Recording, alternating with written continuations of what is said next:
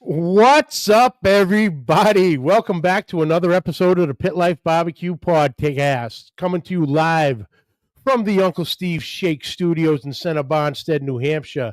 It's the podcast where we talk everything barbecue and a lot of other topics around the pit.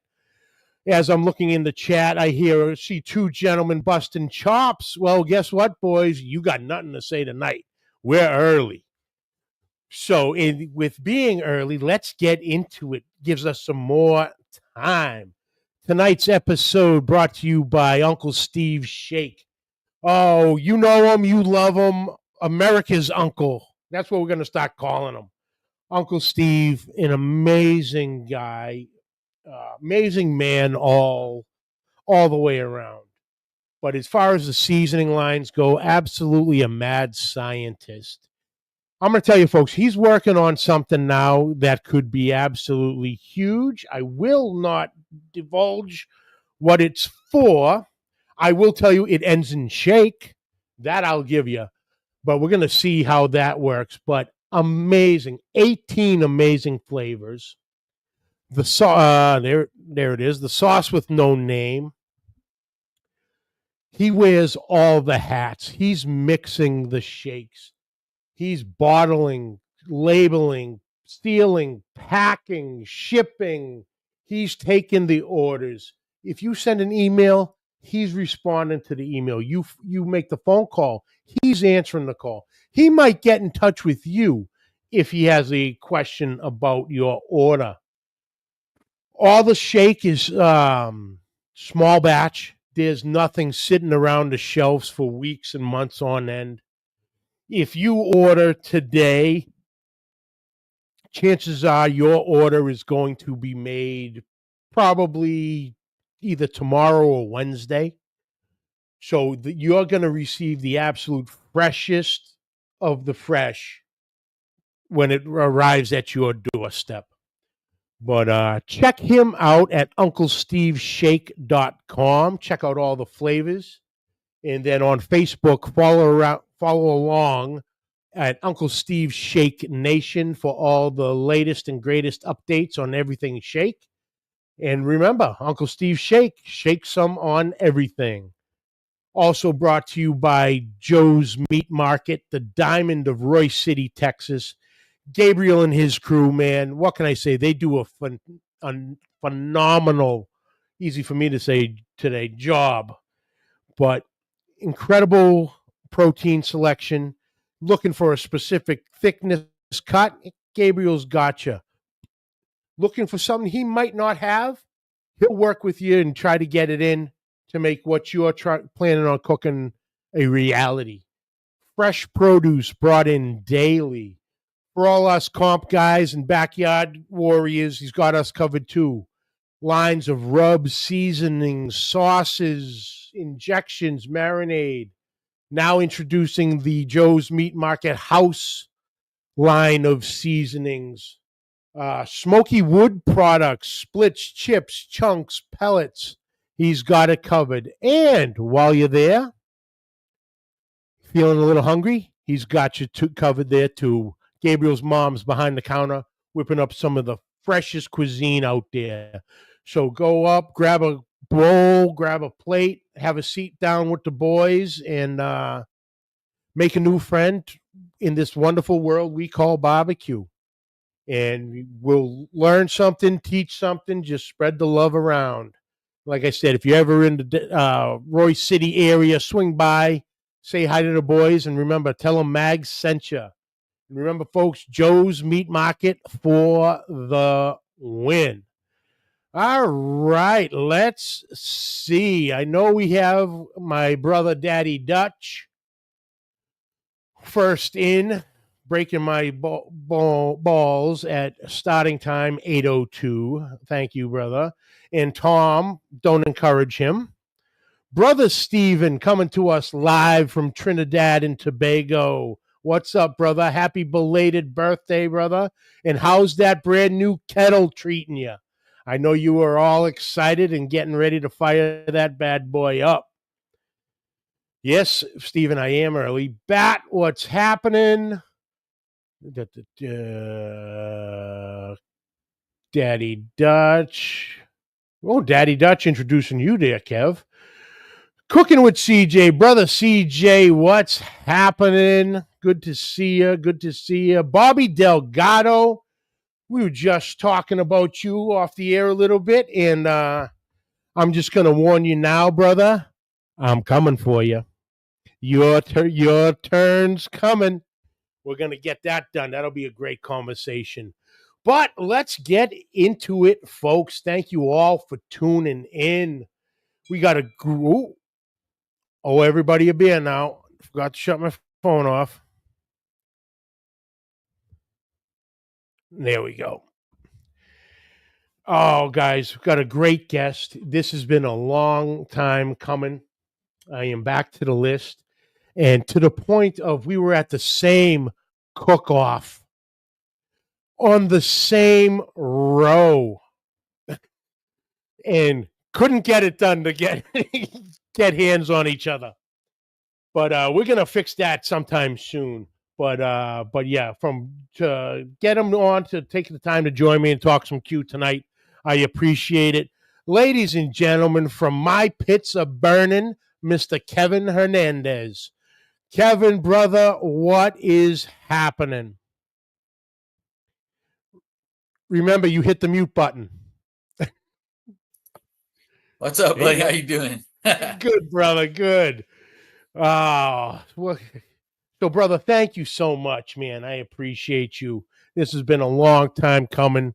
Like I said, I'm back to my list, and I'm coming for a bunch of you boys. So spread the word, because the crazy Yankee is on his way sliding into them DMs. You know what I mean?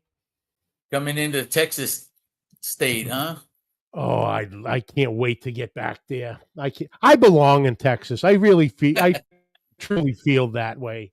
You know, I'm born and bred, New England, and my attitude and all that is pure New England. But man, every time I'm in Texas, I feel at home. You know, it's like, yeah, I could do it here. I belong here. And that's what everybody says when they come to Texas. Texas is the best, man. It is. It is. I love it. And it's got that maybe Texas culture, that charm. It does. It does. Everything. Oh, 100%. The hospitality. The hospitality speaks volumes down there. It's absolutely incredible. But yeah, can't wait to get back down there. Did I tell you how great San Antonio was? Yes, you did a couple times, and I'd actually love to hear about it more if we can actually start jiving our schedules together. Daddy Dutch is busy there with the food truck. He was down there last week. Was he? Yeah, he was down there for a little vacation with the family. And yeah, spent some time down with our friend Chef Johnny, and swung in to see our friends down there and a couple people. He was actually with one night they were over at Jonathan Barton's, so it was him, JB, Chef Johnny, Ryan Newland came down for it. They were all throwing down on the grills, having a good old time. Oh, and I that's right, I can't forget Mary, the whole brains of the operation. She is an absolute saint. That's old, especially to deal with all us right there. That's right. That is right. Rini Gonzalez, what's up? Thank you for tuning in. Well, like I said, Rini? How you doing? Let's get going, folks. Thank you for tuning in. Kevin, thank you for joining us. So, Kevin, let's have it a little bit. Give us a little rundown of who you are, where you grew up, how you got into barbecue, who kind of showed you the ropes as a young lad, leading up to where we are today. Well, my name's Kevin Hernandez. I live, I grew up in a small town called Floresville. Wasn't born there. I was born in San Antonio, but we was raised in Floresville, went to school, graduated, everything there. So it's a small town, about 25 minutes south of San Antonio. So just grew up there. I met my wife. My wife, used to have a dairy plant there in Floresville called Promised Land Dairy, and I was working there at the time, and had my wife was going there to get a job, and I had seen her, and I was like, it's just mesmerized the first day I saw her. So uh, the guys that know me know the real story of how I met her, how I saw her, uh, but anyways, I met her there. Man, we hit it off, and she's been with me ever since. And we kind of bought our own house here in Floresville. We have 3 kids. They're all pretty much grown. My oldest is 26. My youngest is 15. My middle child is 24. So we're almost empty nesters here in a few years. But Yep. man, when I was younger, my brother would always be barbecuing with his friends outside, and just kind of hanging out at the house, and he would be the one making barbecue. It's always chicken. Most of the time it's always chicken. But that's where I kind of learned and got the kind of, the kickoff right there. And then as I grew older, I started hanging out with my friends and doing this kind of the same thing, cooking at my friend's house. And that's what we would eat, chicken and sausage. Most of the 90% of the time it was always chicken and sausage, but sometimes fajitas, chicken or beef, but most of the time it was chicken, leg quarters or sausage and leg quarters. So Yep. we started off like that, and I was always the cook, so naturally I just liked it. So man, we started barbecuing other stuff, brisket. Man, I burnt, I don't know, tons of briskets before I got the hang of that. So it took a little while. Well, we had a lot of burnt brisket for a while till I finally got the hang of it. And man, we just kind of kept it like that, and it's just a lot of backyard barbecue. And you know how it is with backyard barbecue, everybody, it's free, so everybody tells you it's the best. You should go and compete. You should go and try and compete and do this and that. And man, at the time, I didn't know where to even start competing. Yeah. But I went to go work for a company called Hulk Cat, and I met a guy there, and we kind of hit it off, and we were pretty good friends. And he was always wanting to barbecue to enter a contest, and then he ended up leaving. And I hadn't talked to him about maybe a year or two, and then out of the blue, he just texted me, "Hey, I did my first contest," and he sent me pictures and stuff. And he's all, "Man, you need to do it. Just do it." And so we decided to do it. And our first contest was Bucks and Barbecue out here at the time it was IBCA. CBA wasn't a thing Yeah. yet. But it was right at the end, right before CBA became CBA. I did my first contest. I want to say it was right at 2020, right before COVID started. We did our first contest. That one started right in March. So we did that one. And then after that, COVID was like full blown. So everything shut down. We couldn't really cook. I didn't know anything about Lone Star at the time. Lone Star was the only sanctioning body kind of still having cook-offs during the pandemic. But at the time, we were kind of just hooked and at a standstill. Like, how are we going to get back into this? Just kind of in limbo, just waiting. So we did a lot of watched a lot of YouTube videos during the pandemic, and kind of brushed up some skills and tried to do trimming and all that stuff. And then 2021 rolled around. We did probably 4 contests that year, and we were always in the middle of the pack. Maybe a walk here and there, but I got my first walk was a 10th place rib in Concan, Texas, at the Fall on the Frio, and that was our first ever walk, and it was a 10th place rib. And it was a YouTube rib. I'm gonna tell you right now, it was just a YouTube rib. Brown sugar, butter, and the wrap.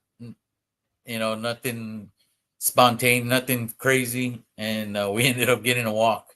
And man, we were really hooked after that.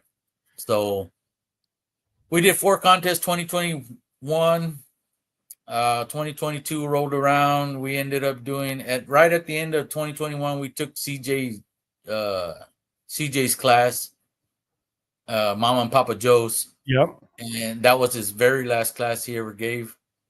And we were lucky to get ourselves into that one, and we took that class, and it gave us a boost on where we were kind of wanting to go. So we started walking a little bit more consistently, and then 2022 we did 8 contests, and we were kind of still hit or miss, Yeah. trying to figure it out, trying to get our own thing going. And then man, we went and judged Chupacabra Showdown one year in 2022, and this was the last time they had it in Hondo. And we went and judged that, and got a whole bunch of different flavors. And man, it was like Cinnamon City on ribs. Everything had cinnamon on it at the time. I was like, man, everything tastes the same. It was so hard to judge in between. Yeah. So that's where I was like, man, I got to find something that stands out, because I did some judging, and there was probably 10 rib trays that were identical, and it's just so hard to see, to try and deviate which one was better. So it's hard to judge when it's something like that. Oh, So we did a few more contests in 2022. Then right at the end of 2022, in December, we did the Chupacabra throwdown ourselves. We went and cooked it, and that was the last. I think Philip Breeden, LC Barbecue, that he had one seat left for his class for that next class coming up, and we went and got it. Oh. And so we went and took his class, and man, the guy opened up my eyes to a lot of different ways of cooking. He just kind of just all of a sudden, man, because he was just cooking, Mm-hmm. He didn't really care what the brisket looked like, or what this or what that. It was all at the end of the day, and whatever, at the end of right before plating, that's where he made all the magic happen. So Yep. I learned not to focus on a lot of different things that I was focusing on, and it just opened up my eyes to a lot of different things that he did, and just kind of like, hey, some of the things he did, I was like, man, I thought about doing that, but you just never really pull the trigger, Mm-hmm. and you're nervous about pulling the trigger because you're like, well, man, I don't know if that's going to work or what, so you don't, and you just end up not placing or something like that. So he opened up my eyes to just, man, if you think of something, do it. If it don't work, it don't work. No, Move something, absolutely. He says a lot. You can win or lose a contest on the cutting board. Yeah. Just that time on the board alone, and I've gotten some tips from him indirectly. I don't even think he realizes it, but there was a little trip with getting the ribs in the box and not have one, kind of fall off a little bit to keep them all in there. Just a little trick right on the cutting board. And it's like, I was having that problem in New Hampshire and a couple weeks back, and I'm like, let me remember it. As I did the trick, put in there, boom, 4th place rib all day long. Yeah. But it was something simple, but it was that moment took place on the cutting board. And I know, like I said, Phil always states that all the time. You can win and lose on the cutting board at the end of the day. The last 5 minutes of the day, man, that'll make you or break you. You may think you needed something, and you probably shouldn't have put it on there, but sometimes you just get caught up into it and you want to add it, and that will probably kill you, or it might have done well, you never know. But so he opened up a lot of my, vision into barbecue and how to go about trying to compete against a lot of really, really great cooks here in Texas, and basically out in the nation. There's a lot of great cooks everywhere these days. So the competition is just hard everywhere you go. So, man, we were after that, we kind of just hit it, and we literally the next weekend after that class, we did the CBA World Championship for the CBA members only, the end of the year banquet, stuff like that. Yep. So we went and did that, and there was about 120 teams there, and we didn't get a chance to run any kind of practice or anything of whatever we learned. We just kind of, went with it and made adjustments because he cooked on an offset and I was cooking on drums. So we had to make some adjustments to timing and all that stuff. So we did, and man, we got 2 walks, a 12th chicken and a 13th pork. And we were sitting there, and awards came around, and just kind of hanging out. And all of a sudden, you hear we got our 2 walks, right? And they're going through the overall, and they get down to second, to reserve. And I was like, man, we didn't even make the top 10. We had a couple of two low walks. I was like, man, we must have bombed something, So I was already packing up my chair after they called reserve. I was packing up my stuff, getting ready to go tell whoever won, congratulations, and we were going to head back to the trailer.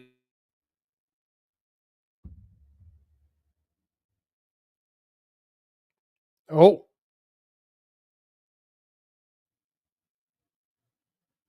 Did Kevin freeze up, or is it me?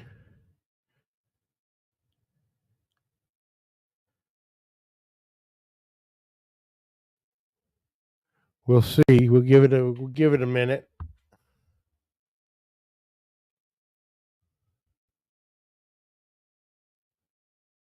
Thank you, Dutch. Thank you, Mike.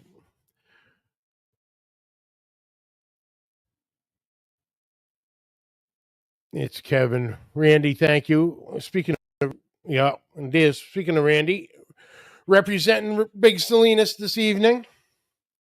Colin, what's happening, brother?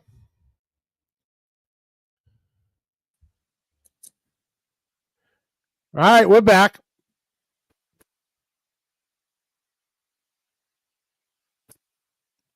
Can you hear me, Kev? I'm assuming he's good. I got you now. All right. All right, I got you now. What do we Cool. miss? I got you now. Nah, we're just saying hi to a couple of the boys in there, and we're at 22. You had the, what was it, 11th and 13th. You go, we didn't even crack the top 10, and they still had reserve and grand to call. So take it from there. Yeah. So, man, we were already going to walk off, and all of a sudden we heard our song come on. I was like, me and my wife looked at each other like, hey, that's our song. No way. I couldn't believe it. And the guy, Roddy Trevino, was announcing, and he's like, yeah, this is you. Come on down. I was like, holy shit. I couldn't believe it, man. I was freaking out. Right after we took the class. So it was, dude, the who's who was there. It was like, man, if you're gonna GC like that, that would be the one to GC. That something like that would be the way to go, man. It was ridiculous. I couldn't believe it. To this day, it was awesome. Nice. So we ended up becoming a world champion after that because it was a world championship. So after that, we kind of just we started cooking the rodeos because it was rodeo season at the time. And we ended up getting a walk at the rodeo at San Antonio Rodeo with a 9th place chicken. And so we kind of we went from there, and then we went to Austin Rodeo. I think we came in 7th overall at Austin Rodeo. We had a brisket walk and came in 7th. And then after that, we just kind of hit it pretty hard. We got a couple of GCs, and all of a sudden we found ourselves in a points chase, and we kind of just went with it there. That was 2023, right at the beginning of 2023. So after that, we just hit it and never stopped. We cooked about 35 cook-offs that year. And man, it was, we ended up winning Team of the Year for 2023. We got a first place. We were Team of the Year chicken, reserve rib, reserve pork, and reserve brisket. for the year. So not a bad year. And that year we got to go cook. No, last year I think 2024 is when we were, or was it 23 when I was gonna meet you there? This Let's see. We're in 25 now, so I didn't go this year. So no, it would have been 24. It would have four. been 24. Yeah, yeah, Yeah. yeah. 'Cause we had the banquet for CBA for the team of the year and all that stuff, and then uh, I remember because I bought a Jambo right after that, and I had to go pick it up, and then we took off the next day to Houston Rodeo. So man, we cooked Houston Rodeo. I was able to cook Houston Rodeo. My friend Adam Martinez of Amp Cookers was Yep. able to hook us up with a buddy, one of his buddies, to let us in and cook ribs for them. So we went and cooked ribs, and man, that's the Houston Rodeo is just ridiculous. Oh, That's it's crazy. it's insane. It is Yeah, insane. Yeah. But that oh, is, dude. That's like one. That's like American Royal, stuff. yeah. That you, once you go once, you want to go every year after that. Oh, absolutely. Absolutely. And I tell everybody, hey, explain Houston to me. I go, it's a giant party. It's 400 250 teams. And each one of their tents holds a minimum of 500 people. I go, Yeah, you start doing the math on that. I go, it's held at NRG Stadium. When you're on the grounds of the rodeo and you look towards NRG Stadium, the grounds make the stadium look small. Looks like a little building in the background, and it's right there because the area you're in for the contest is so massive. There's let's see, my friend Doug Scheiding from Road Cookers. He cooks for the Wild Game Crew. That tent holds 1,200 people, something like that. That just to give people listening an idea of how big some of these tents and teams are. That you have an area where you can fit 1,200 people to party, and you're still off to the side cooking. in a you parking know, lot. in a In a parking parking lot. lot to boot. Yeah, in a parking lot. It's Yeah, crazy. It's yeah, crazy, and it's absolutely insane. so we got lucky enough to get to go cook it one year, man, and it was awesome. We had a blast there. It's just something you got to experience, man. You can hear it all day long from people, but it's not the same until you're there, and you No, just got to be there. absolutely, And Daddy does absolutely. now. I don't cook for a team at HS at Houston Rodeo. Not regularly. I don't. If they ask, I would, but I mean, I don't have a team every year to go to and cook with. So we just Okay. kind of go, and every once in a while we get lucky and somebody needs help, so we'll go and help them out. So, Oh, in a heartbeat. But let me jump oh yeah, back in here for a second. Let's see. Gator, what's up? Brother Randy, Big Salinas in the house. Colin, what's happening? Michael Ramirez, what's going on? Uwe Braun, what's up, brother? Larry Vaughn, afternoon from Delaware. Jeff Costa, Waypoint Barbecue, who will be joining me next week. So, whew, God knows what the hell we're going to talk about then. Big Rome, what's up? Trumpet Master Lewis, what's happening? But I do have a question for you, Kev, from a dear friend of the show, and I had the opportunity to cook with him during the Triple Crown up here for the Kids Queue, Mr. Braden Estrella. And let me try to get this right. How did barbecue out the truck window whenever you passed other cooks come about? Like, do you yell barbecue? Or is he might be mistaking you with somebody else?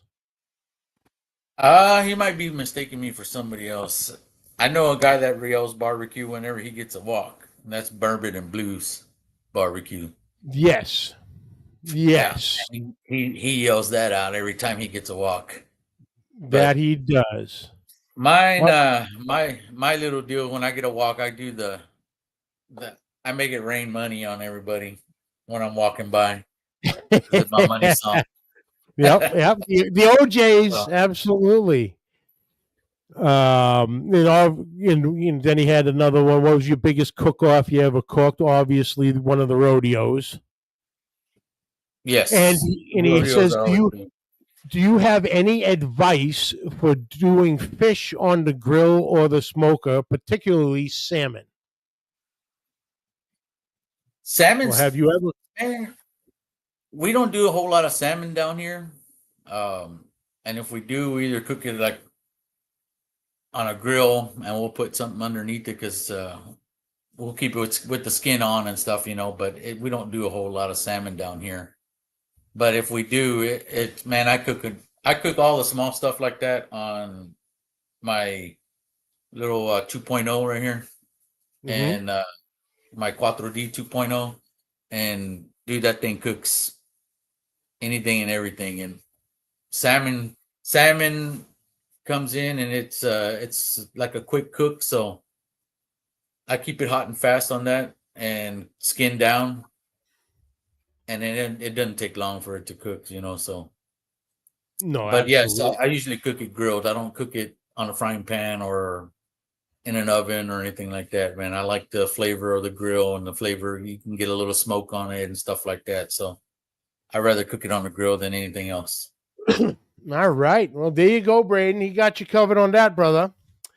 But before we get into the grills, Kevin, because I'm excited to hear about all what you, if you remember your original grill or pit from back in the day to what you're rolling on now.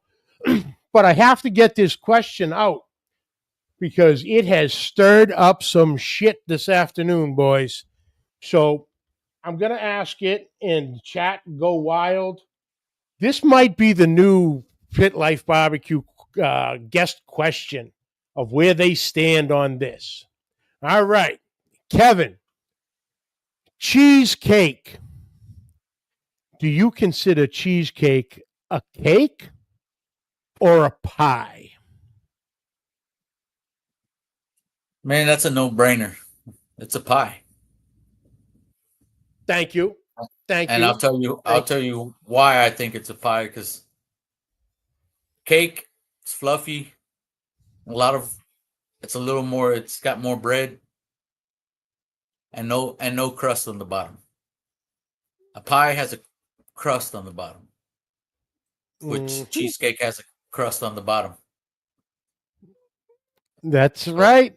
That's right. And I know I don't haven't seen him in the chat, but my boy Matt Pereira, our one of our CBA guys, heads up this way. He's a truck driver, so he actually must have fell asleep. But we've been arguing about this all afternoon.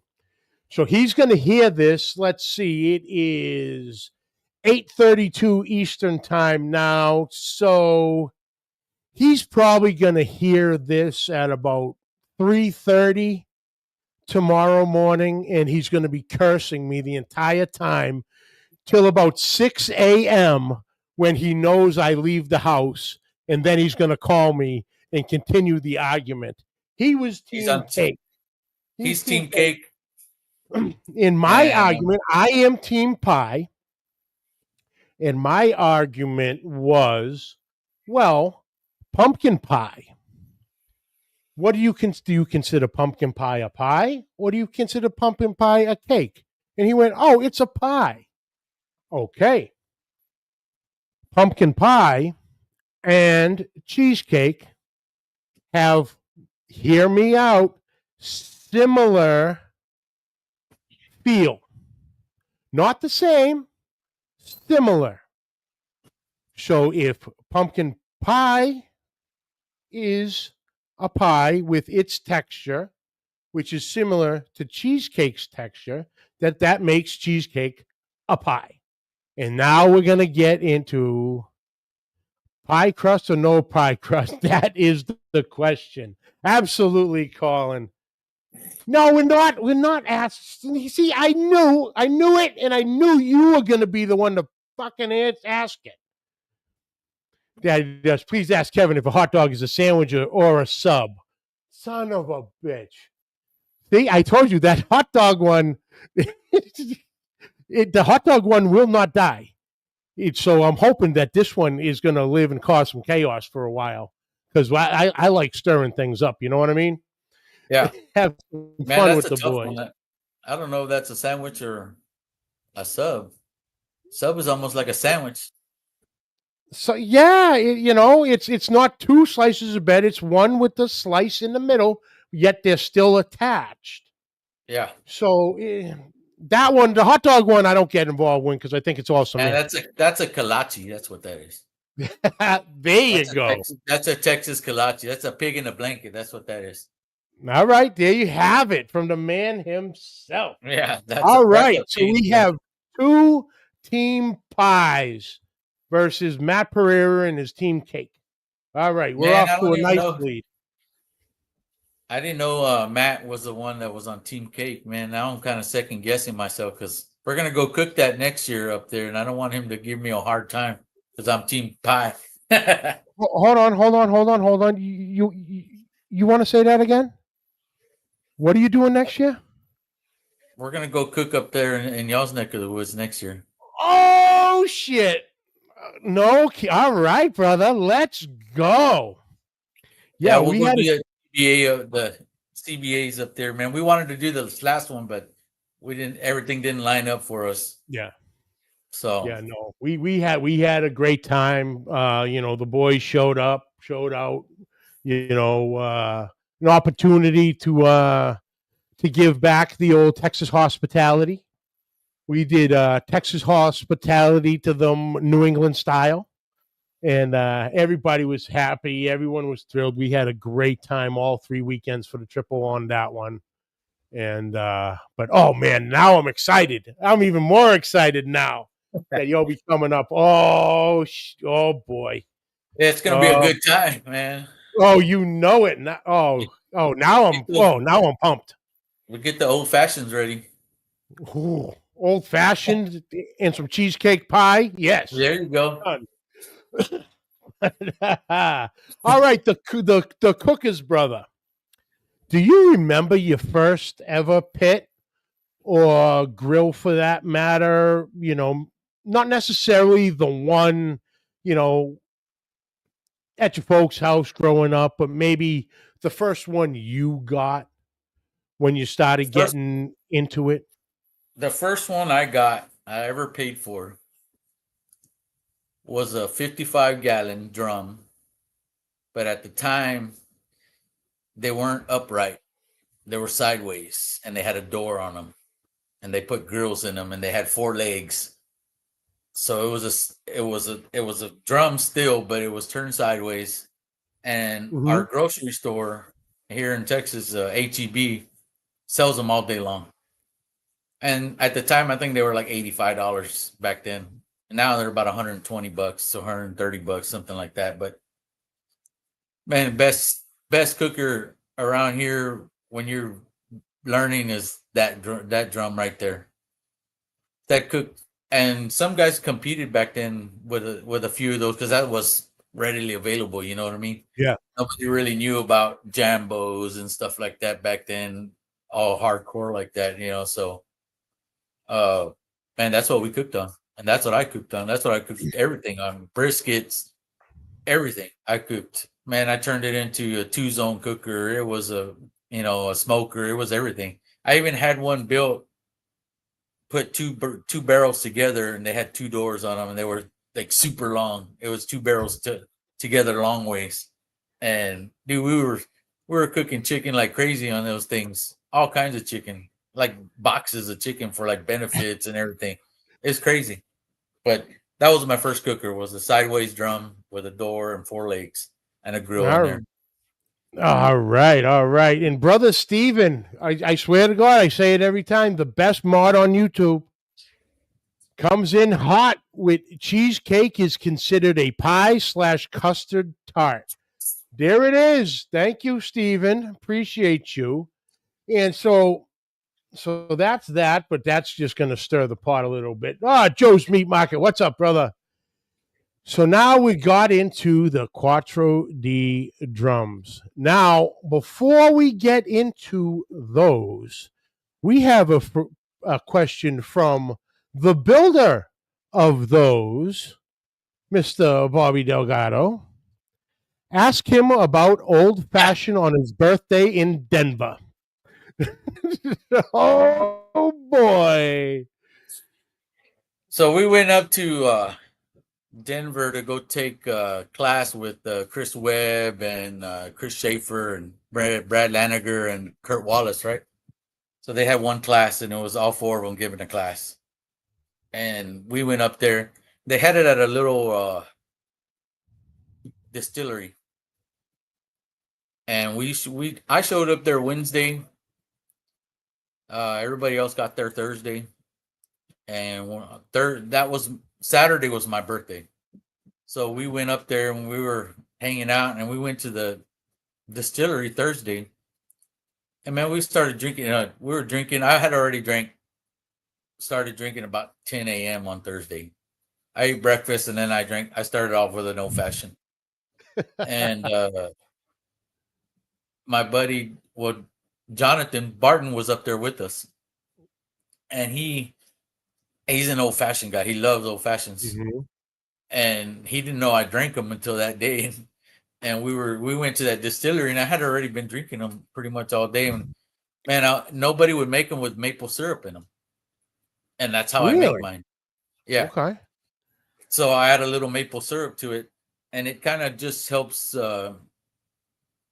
it a little more smooth. You don't feel that little burn or anything of the whiskey going down your throat. It's just real smooth. So I would make them like that, and I told the bartender, "Hey, man, you don't make them with a little bit of maple syrup?" And he's like, "Man, I just literally this week started messing around with maple syrup on the old fashions." I was like, "Well, make me one." And he did, and it was, man, that thing was probably one of the best old fashions I ever had. And I took a sip, and I told Jonathan, because he was sitting next to me, I was like, "Man, this damn thing is good." And after that, I woke up in the hotel. I don't remember how I got there. I don't remember what I did in between. I don't know nothing. I just remember waking up in the morning at the hotel. And Hey. we were scheduled to go to what's that restaurant up there? Casa de it's from the guys from South Park. Okay. I can't remember. Yeah, I don't remember the name. I know what you're talking Casa about. de something. And we had reservations there. Chris Webb hooked us up with reservations, so we were all gonna go. And dude, I was too drunk to walk in. That they wouldn't let me in because I was too drunk. So I kind of ruined the night for my wife because she really wanted to go to that, and I didn't, and I was too messed up to go. But man, I don't remember nothing. They said I did all kinds of stuff. I don't remember none of that stuff. I think they're lying sometimes, but that's right. If you can't remember, it never happened. The rest of them were trying to trick you. Yeah, I don't know what happened. I just remember telling Jonathan, "Dude, this old fashioned is awesome," and that was the last thing I remember. Oh, we've all been there. We've all been there. So apparently I drank probably about 10 of those old fashions at the distillery is what they said. I don't remember that, but I think that was a lie. I can't see myself drinking that much. No. But I was hurting the next day, man. Pretty bad. It's the altitude up in Denver. You're up there. It throws head games at you. That's what I'll help you out on it. I'll help you out on any excuse. I'll come up with something. Yeah, it was. And it's as good as the truth as long as we stick to it. We had a good time though, man. What's up, Steven? Yep. Yeah, Steven, it was awesome. We had an awesome time up there. Those guys put on a really good class. We weren't the only Texas guys there. Manuel Moreno was there. You know, we all kind of, so it wasn't like we didn't know anybody, you know, so which made it easier to be up there. Then we went and checked out the sites, and dude, we had a really good time up there. Good, good. Really Mad good. Max, what's up, brother? Call you out. But all right, Kevin, what led you down the road to Quattro D drums? Oh man, I met Bobby at a cook-off one day, and I didn't know who he was, and he didn't know who I was. We had there was a cook-off in my hometown, and he was cooking right across from us. And like I said, we didn't know each other, so we cooked all day. Went to awards. Well, on the way back from awards, their canopy, it got real windy, and their canopy flipped over and got stuck in my rim of my truck. And we were trying to get it out. So that's where I first met Bobby. And we still, after that, we kind of talked here and there if I saw him, and I would see him. He hung out with Brian Crawford at the time. Mm-hmm. And he still hangs, I would see him at the Lone Star Barbecue Pro Shop every so often, right? And I met him. I would talk to him there when I would see him. And then after, little by little, we started, talking a little bit more. Well, one day they had a rib cook-off at one of the local watering holes in San Antonio.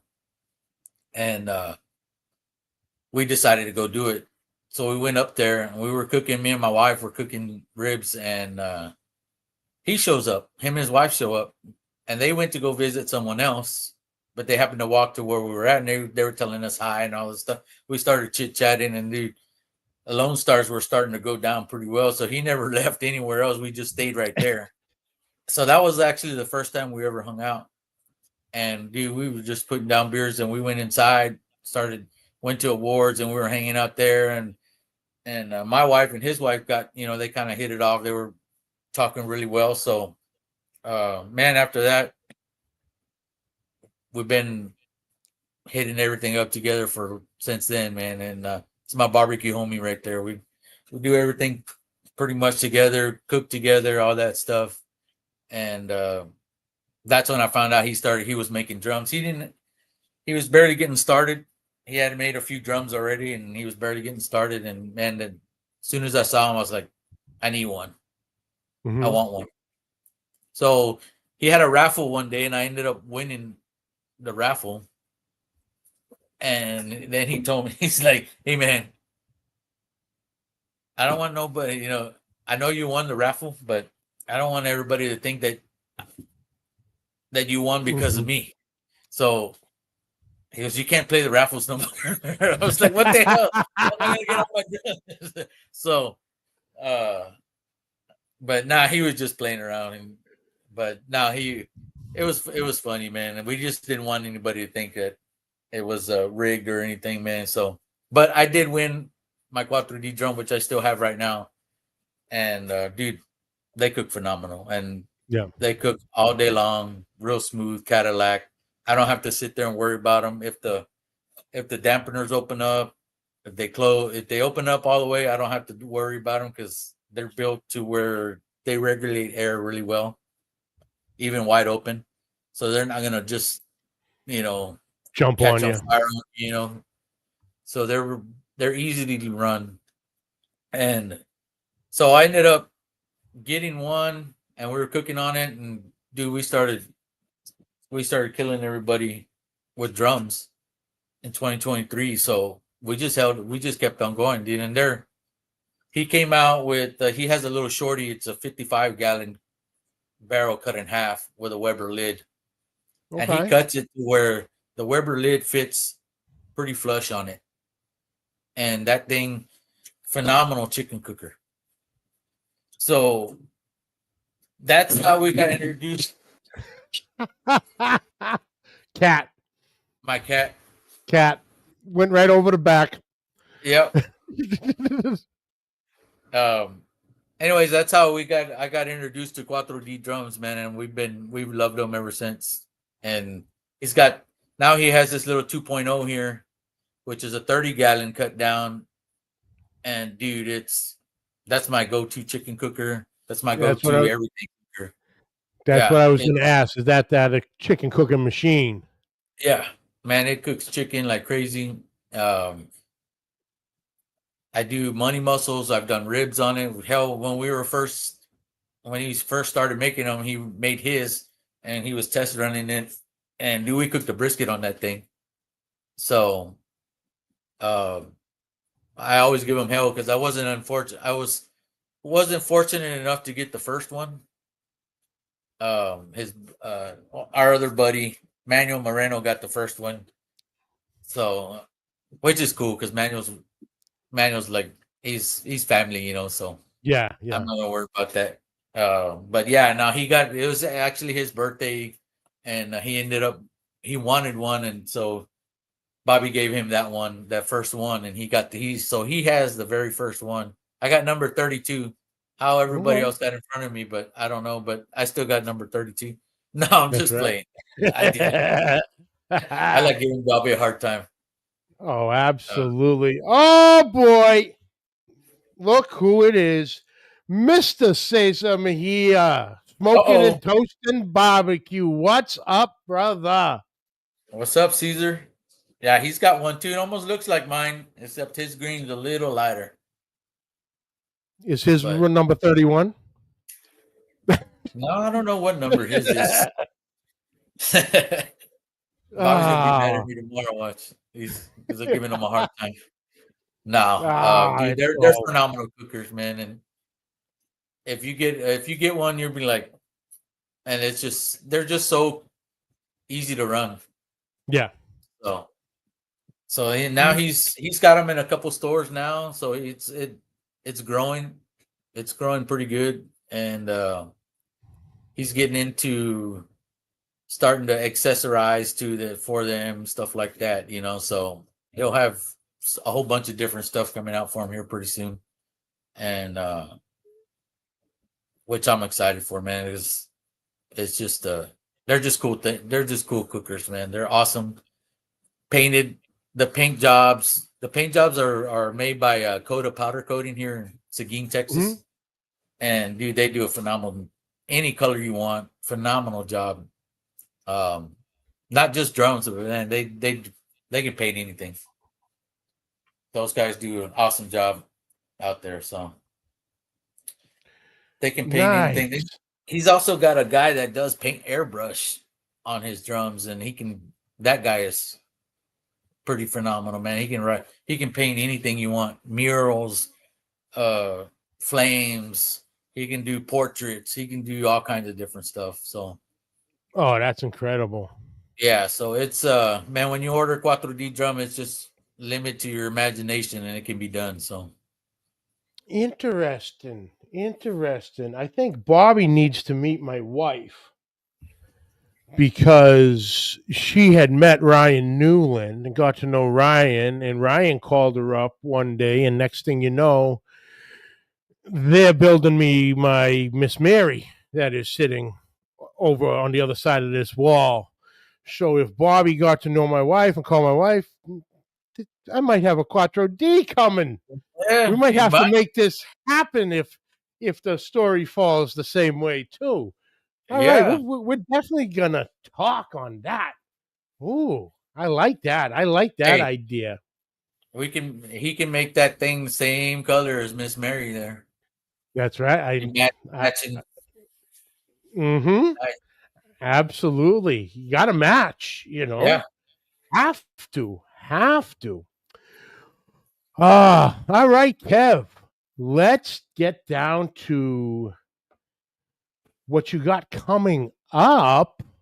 And I believe if I read it correctly, I could have read it wrong. Believe me, I read stuff wrong all the time.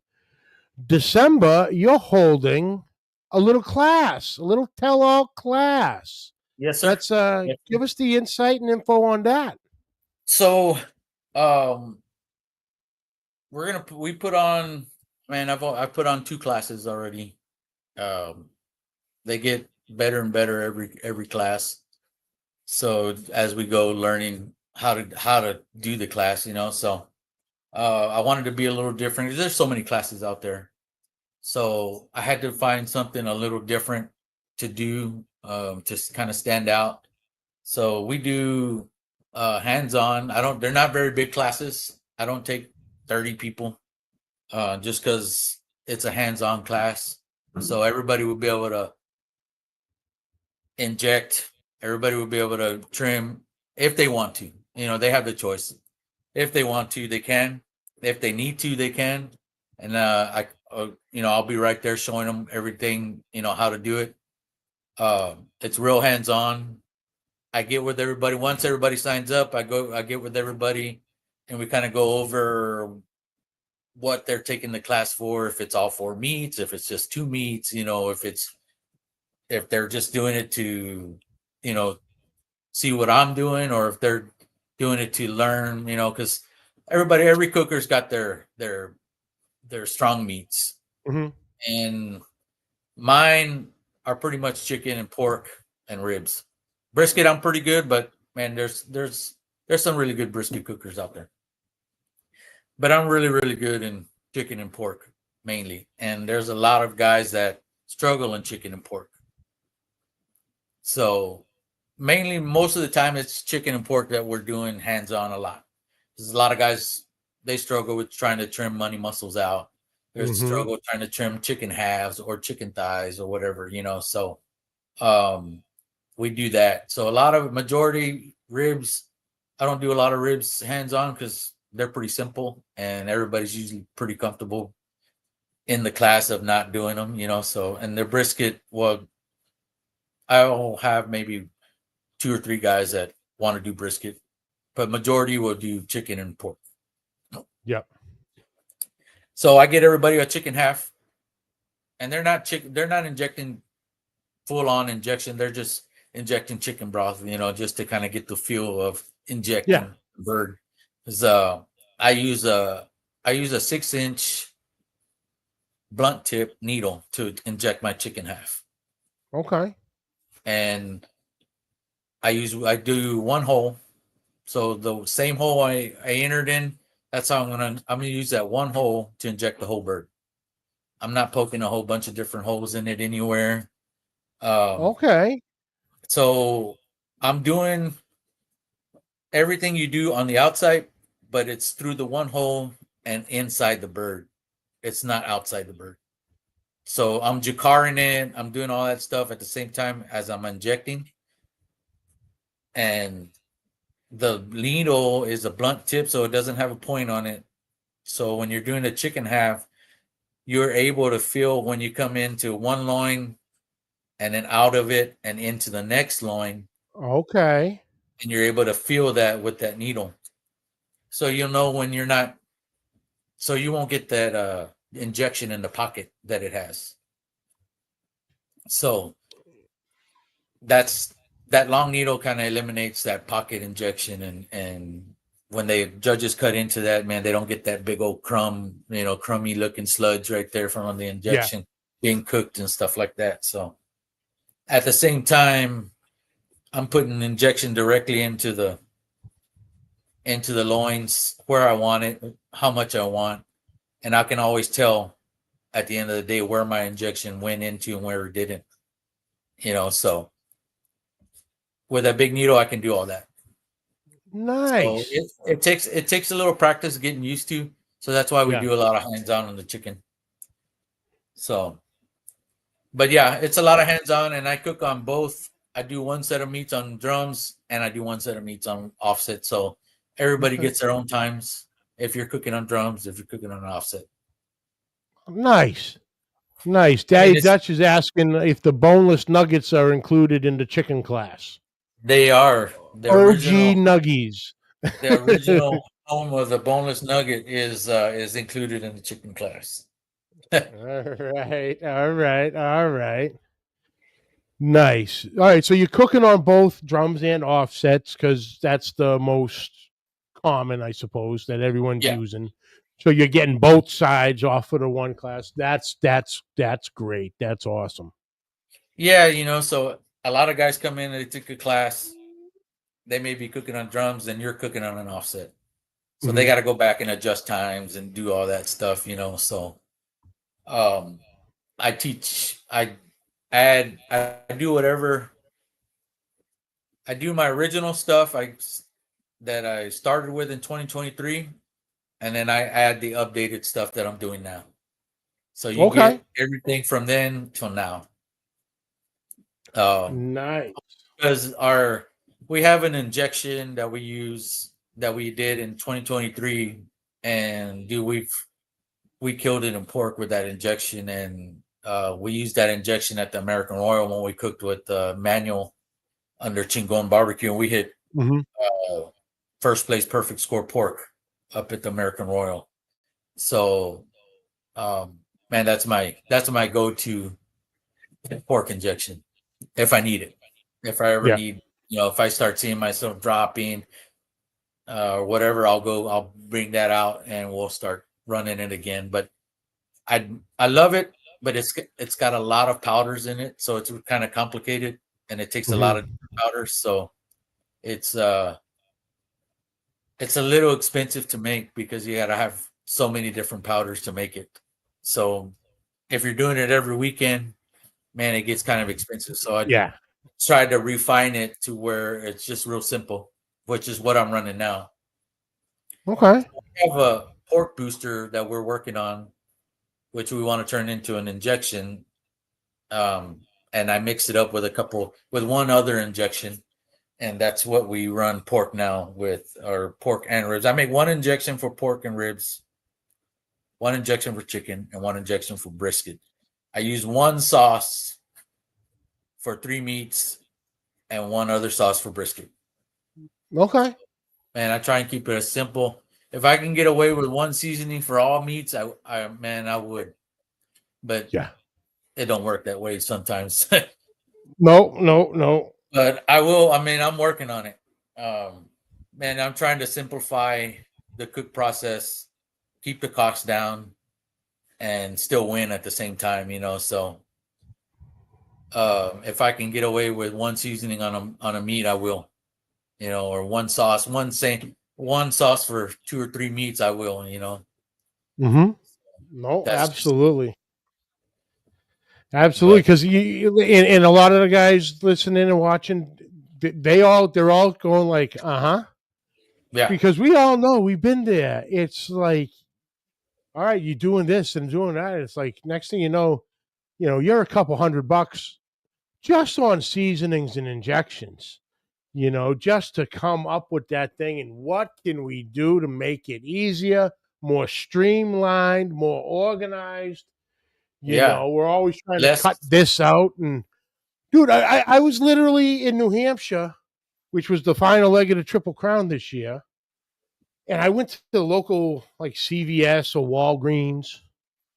And you know the little notebook stickers, the little circles yeah, that I bought a pack of those, and I had all my stuff because I had already downsized everything anyway to make life a little easier. And I'm sitting there one day waiting. We got nothing to do, and I'm just looking around, going, "Have I touched that?" You know, anything I didn't touch come like Sunday morning when all the meats were on, got a sticker. And so anything that had a sticker got put away and is in a completely yeah, different area than my comp stuff. Because it's like, okay, I brought that for what? Because I thought I needed it. I did not need it on any of the 4 proteins, any of the kids' Q, any of the jackpots. I did not touch it. I'm not going to bring it, yeah. you know? So I even went as far as doing that, just putting stickers on whatever and just pushing it off to the side, just to make life and getting in and out easier.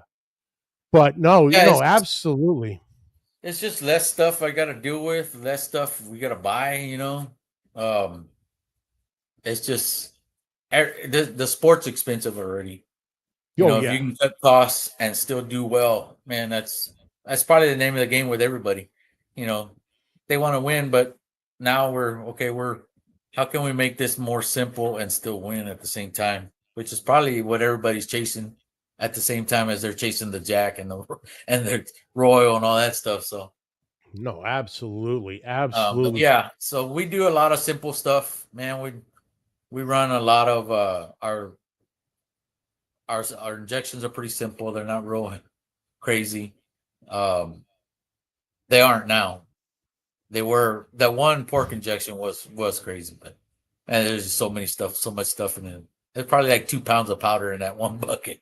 Oh, wow. Yeah, it's crazy. There's a lot of stuff. So little by little, we've been kind of cutting it out, but now we have something that's been doing really well for us. It's simple. It's got half our stuff and half another uh, injection, Mhm.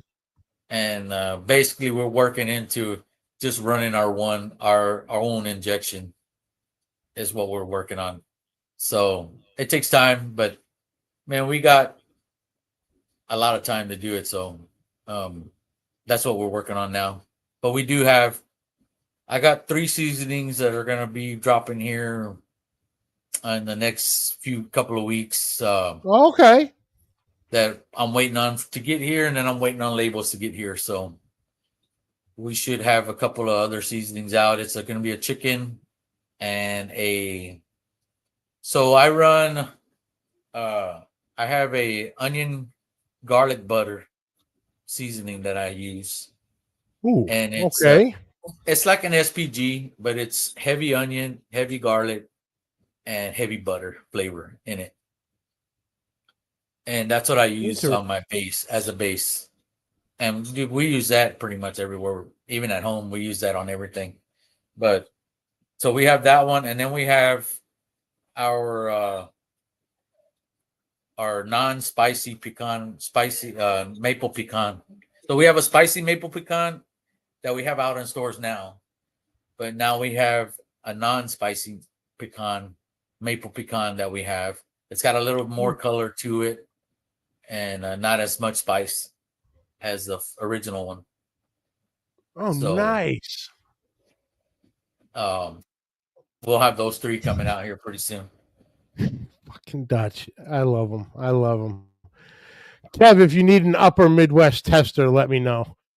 You got it, man. Send me your address. Oh, shit. Oh, that's pretty cool, though. That's good. That's good. Like when everybody gets their own stuff rolling out. That's always good. Um, but just touching back on the class for a second, you said I saw a thing on it that really stuck out to me that I don't know if a lot of classes really emphasize on, but picking out your proteins, what to look for, what not to look for, what to stay away from, what to clear the shelves on if it's sitting there. Yeah, yeah. So we go over weights, how heavy we want them. We usually like to stay around anything 4 pounds or more. Mhm. Mainly, what we're looking for is a lot of marbling, not big, thick fat, but marble through the meat on ribs, brisket, chicken. Man, and chicken's tough because you can't really see through the Yeah. cryovac bag. So, I mean, you're gonna get what you get. Hopefully, it's not torn or anything. And pork. Pork, we like to do a lot of. So HEB hooks us up really well down here. Mhm. Um, and we get to go and sort through all the pork butts that we want and pick out the collars, the whole pork butts that we like, and they'll actually cut the collars off for us and charge us out the collars only. Oh, wow. Yeah, so we get kind of spoiled. Majority of the HEBs do them. Some of them don't because they're not real familiar with it, so they're not sure if they can do it or not. But a Mhm. lot of the higher end HEBs they're pretty familiar with it, so they'll do it for you if you ask them. And some of the meat markets will do it too, but it's harder for the meat market to get rid of a pork butt the collar's been taken off of. Yeah. Then HEB can just cut it into pork steaks, and they'll put it out on the shelves and it'll sell. Somebody Yeah. will take it, so it's easier for them to move it.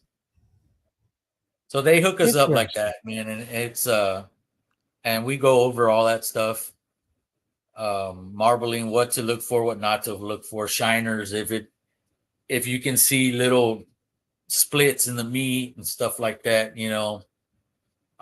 briskets, if the decal is longer than 2 or 3 inches, 4 inches, if it runs down halfway down the brisket, you don't want that brisket. The decal's there's too much fat in it. You're not going to get it. The side of your flat is going to be pretty thin on one side with that decal being that long, so Yeah.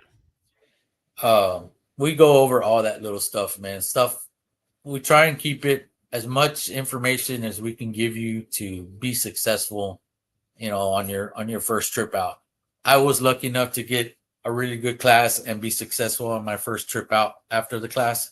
So that's our goal, to give you enough information that you leave that class and do really, really well on the first cook-off you take. You go out and after the class, so that, and along comes with any updates that I do, any changes that I do, if it works, if it doesn't work, if it stops working and I made a change and then we're back up again. I have a couple of Facebook pages just for the cooks in each class. Okay. We have a group and I keep them updated with whatever whatever I'm doing new. They can ask questions. If I'm doing anything new or if I'm still running it, if I change it, or hey, they'll ask questions like, hey, I got this stuff. What do you think what do you think? Will it work? Do you think it'll work? Stuff like that, or should I do this? Or because I also teach them. So a lot of people have different finishing process. So I go over as many finishing processes I can do, So like with brisket or with anything like that, we'll go over 2 or 3 different ways of finishing at the end of the day, not just one way. And because every cook's different. Every cook-off is different. If you go in there and you look at your judges, you see a bunch of older people there, you might need to up your salt a little bit, or they may look like around Texas, man, VFWs they're killers. They're killers on really, really, really nice boxes. If your box is too nice, it may not place there. So that doesn't mean to get discouraged and walk away and not cook again. But those are the little things that you pick up cooking that some of these guys don't know, and I tell them, hey, there's a lot of places you're going to go to. They're not always going to like your food. You're not always going to like a really pretty box, so you got to kind of look and see what kind of crowd is in the judging room when you go make your first turn in, and kind of just base yourself off of that and say, okay, well, let's tone it down a little bit. Let's not make it too pretty, let's tone it down a little bit. We'll still make it a little nice, but we're not going to go too nice, Yeah. So just little things like that they won't know unless they do 7 or 10 cook-offs, and then they kind of get that experience. So like I said, we want as much as experience coming out of the class to give you, that way you're fully prepared for any kind of situation you're in. If you lose your au jus, what to do, stuff like that. So we do a lot of things like that. Interesting. This Man, sounds it's like a hell of a class. I have to, because it's not, there's just so many classes out there. Yeah. How are you, which class can you take? And they're all going to be good classes, they're all going to help you. It's just, I want, to stand out a little bit, to deviate, why are you going to pick my class over that guy's class? So I got to give as much information I can and make sure you're winning as much as possible after the class. Even after the class, I'm calling, I'm checking in. Hey man, how you doing? What do you think? Did you run the recipe? Did you not run the recipe? Did you change it? Stuff like that. If they changed it, I don't care if they change it. That everybody tries to make it their own. Yeah. They get techniques, and then they got their own profiles, and everybody does it, which is fine, but I just like to make sure, hey man, don't deviate too far. Make sure you're using the techniques, and I just want them to be successful. So I call in and I check in every so often, or we talk about, hey man, I didn't do so well. Well, let's go over your scores and see what happened. So I do Very a lot of that good. stuff. Nice, nice. No, that's going above and beyond. Really caring or what the guys and gals are getting out of the class, and to have those Facebook groups for the classes, where you can go. You can get in touch with them, they can get in touch with you, and the dialogue can go back and forth between other members of the class too. And hey, I was trying this, and this procedure, if you just did this, it seemed to work when I was at San Antonio Yeah, barbecue week. It worked at that competition. Or I was up at Austin Hayride, or so, this worked there but didn't work here. That back and forth, and little regional differences. Those groups can pay dividends. With all that, and everybody keeping each other up to date on things. But no, that's yeah. very cool, Kev. That's very cool. Now, what are the dates on it? It's gonna be a Saturday, Sunday. I want to believe, and I want to say the 6th and 7th, I believe, Okay. because I think the 6th is a Saturday and the 7th is a Sunday. So I do it like that because not everybody can get off Friday for work, So, and Saturday's a little more free. Everybody can get there early. We got a lot of time to do a lot of the hands-on because it takes a little while the first day. So No, it absolutely. the more time we get, the better. Uncle Steve, I'm late because I'm handsome. Okay, I'll buy that. You can come. You're allowed to come and go as you please. You know that. The one and only Uncle Steve. Oh, but Kev, man, this has been awesome, brother. Thank you so much. You've been so generous with your time to come on in here and talk to this crazy bastard who speaks weird. So thank you so much, brother. Oh man, I we appreciate it, man. appreciate it. I told you earlier, man. It was we followed the show for a long time, man, and we never thought we'd be on it, and it's just an honor to be on the show. It's been around for a long time. Yeah, it's crazy. 7 years last week, the 8th. It's like, where the hell did that go? Yeah, It's like, really? 7 years I've been doing it. And then you go back, you look at the episodes, 364 episodes, and this the couple lives here, different shows and live stuff from like Houston rodeo, and it's like, holy crap. It's like, wow, yeah, yeah, okay. man. Okay, Time how'd flies. you get started? Oh, I got started in August of 2018. And you go, well, we're closer to 2028 than we are 2018. What the hell Yeah, happened? yeah, It's like, yeah. It's whoa, where did the time go? But yeah, brother, time I flies, man. appreciate your time, man. And like I said, I've been trying to get this done and get you on, and talk to you. And like I said, I'm still pissed. I missed you that day, that weekend in Houston. We'll meet. We'll meet up. It We'll meet was up Sunday. the same damn road, just the other side of the intersection. It's like, how didn't we? It was just, no, Kevin ran out. I'm like, ah, shit. Okay, we'll be back. Yeah. It's like, ah. But the next thing you know, I'm at the airport heading back to Boston. It's like, shit. But we'll get it done, brother. And by the sounds of it, from what you're saying, we're going to get it done next year up Oh this yeah, way. for sure, for if sure. if I can't get it done down your way sooner, Yeah. I'm just Either I'm way, just it's gonna hoping happen. I'm just hoping that when you guys get up here, all the snow will be gone. Oh well, I'm not going in the snow. That's why I live in Texas. I don't do well in the cold. The snow should be gone by the time the first one kicks off. So we'll be Yeah. good, brother. We'll be good. But Kev, where can everybody find you on all the social medias, any websites, things like that? Man, I got my Facebook page is My Pits Are Burning. My the other one, Instagram is My Pits Are Burning 1.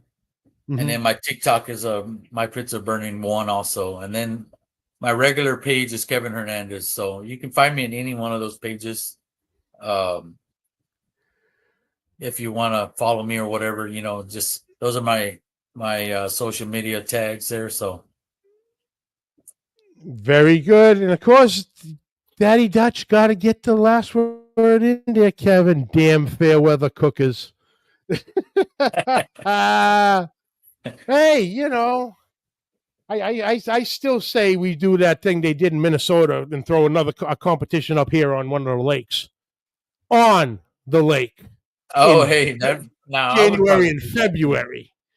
Yeah, I They would did probably one. do that because I think it was Minnesota, Wisconsin, or Minnesota last year. I think it was Fire on Ice, and that's what it was. that's the one. Everybody was on. Everyone was cooking on the ice. I know Yeah. LC was cooking out of an ice fishing shack. He Yeah. goes, it was absolutely crazy. Minnesota. Thank you, Dutch. Fire on the ice. Yeah, there you go. I would do that. That's. I mean, how many times are you gonna cook on ice like that? Cook on that. Yeah. Yeah, I would do And that. like I said, I'd love to do it up here because I have the perfect bay to do it. Right up the road. In the winter, Kevin, they turn the lake into an airport. They land airplanes on the lake during the winter. It's wild. If you get it done, I'll be there. If they can land in airplanes on the lake, I think they can handle some barbecue trailers. Yeah. Just so fine. If you can get that, if you can pull that off, I'll be there. All right, we'll work on it. But Kev, man, thank you so much for your time, brother. I appreciate you and everything you do, brother. And like I said, I can't wait to do this again, and can't wait to get there in person with you. Yes, sir. Awesome, brother. Now, hang on one second. Let me close it out. I'll jump right back into you real quick. Oh, guys and girls, thank you so much for tuning in. That was Kevin Hernandez, My Pits Are Burning. Great guy, full of knowledge, willing to help, everything. The definition of what we do. Great guy. And, dude, killer, streamlined beard. Come on now. But we appreciate him for jumping in. Appreciate you guys for listening. And, I knew I did say, don't think I said something last week, but talking with Kevin just now about it. 7 years of doing this, way back August 8th, 2018, episode 1. And y'all have been there since then, and y'all are still here now. I can't thank yous enough. I show up and I run my mouth every week. And it's you guys that make it go. By tuning in, jumping into chat, sending messages, commenting on the video aspects and things like that. Suggesting guests or introducing me to people to have on. Thank you guys. You guys are all as much a part of this 7 years as I am. And, everybody that's been involved throughout the years. But like I said, from the bottom of my heart, guys, thank you for 7 incredible years. Here's to 7 more, and not stopping then either. So, yeah, I thank you all. I love you all. Thank you so much. Tune in next week when Jeff and Jared from Waypoint Barbecue make their triumphant return. God knows what we're going to talk about. I'm sure it's going to be entertaining. We'll probably recap our adventures at the New England CBA Triple Crown. because we spent a lot of free time together and added to a lot of recycling bins. We'll just put it that way. And Jeff and Jared are just great guys and true good friends. I'm glad to call them friends and brothers. But thank you all for tuning in. And until next week, keep the smoke rolling.